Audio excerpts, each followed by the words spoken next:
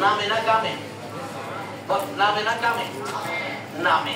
একটা হলো নামে মুসলমান, আরেকটা আছে কামে মুসলমান। মুসলমানের ভাগ দুইটা, একটা হলো এজিদি মুসলমান, আরেকটা হলো হুসাইনি মুসলমান। আপনারা কোন মুসলমান হবেন?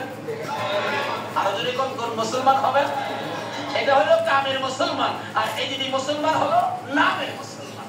আমার নবী মাবিয়ার ছেলে ছিলেন। আরে ওই বাঙ্গা ক্যামেরা খাওয়া আছে। বলেছিলেন মাবিয়া তুমি কিন্তু বিয়ে করো না। তাহলে বুঝা গেল বিয়ে করলে যে এই বিপদ হবে। আবার রাসূল জানতেন কিনা? 180 ভাই, কাল 180। ইমাম সাহেব, আপনাদের ইমাম সাহেব আগে ওয়াজ করছেন, আবার রাসূল যে জানতেন এই ঘটনা সুন্দর করে ওয়াজ করছেন। কোন ভাইয়ের আছে এগুলি আবার যুক্তি তুলে ধরে, রাসূল যদি জানতেনই তাহলে উহুদের জমিনে রাসূল মাই খেলেন কেন? যে জানবেন মাই খাবেন, কিন্তু যাই না কেন গিয়ে মাই খেলেন। কথাটা কিন্তু যুক্তিসঙ্গত, কি বলেন ঠিক না? আমি এই ভাইকে বলবো অনেক সময় যাই নাও যাইতে হয়। আজকে মনে করেন আপনার বাবার মার্কেট, আপনার বাবা মার্কেট করে দিয়ে গেছে, এটা আপনার ব্যক্তি সম্পত্তি। অন যদি কিছু মানুষ জোর করে যদি সম্পত্তি দখল করতে চায়, আপনার বাবার সম্পত্তি জোর করে তারা নিবে গা, আচ্ছা আপনার জান থাকবে না যাবে এই চিন্তা করবেন আপনি? এই সম্পত্তি উদ্ধার করতে যাবেন না?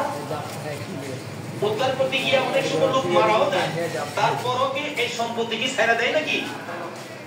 এই সত্য উদ্ধার করতে গিয়ে উহুদের জমিনে আমার নবী জানতেন মাই খাবে, কিন্তু সত্য উদ্ধার করতে গিয়ে জানতেন আমার নবী উহুদের জমিনে গেছে। আর যদি জানতেন না যাইতো তাহলে আজকে আমরা সত্যের নিশান আমাদের হাতে আসতো। জানে না কে বলছে জানতেন নবী সত্য উদ্ধার করতে গিয়েছে। কত করে লাগাইছেন ভাই? মাত্র গেল 180। তো আসলে কে যে কোন জায়গা থেকে নিয়ে আসছে? দয়া নবী নিয়ে আনছে ভাই বস্তা। বাবা নাকি জিরাই আমার ভাই আছে কবুল হয়েছে, কবুল হয়েছে। আসাইনা হুসাইন দুই ভাই আন্দাজ করে দুই গেলে জুমায়া হুসাইন কে খুঁজে বলতেছে, হুসাইন হুসাইন দুই গেলে জুমা দেয়, তুমি আমার, আমি তোমার, তোমাকে যে কষ্ট দেয় সেটা না আমাকে কষ্ট দেয়, আর তোমাকে যে ভালোবাসা দেয় সেটা না আমি রাসূলকে ভালোবাসি।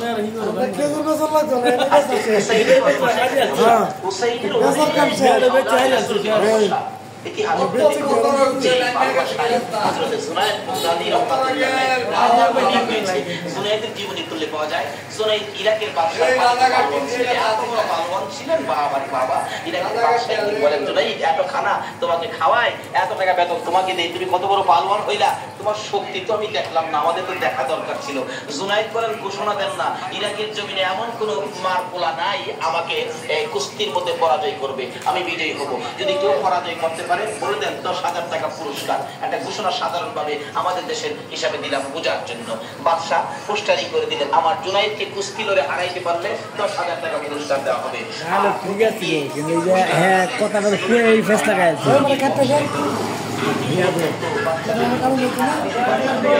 বন্ধুর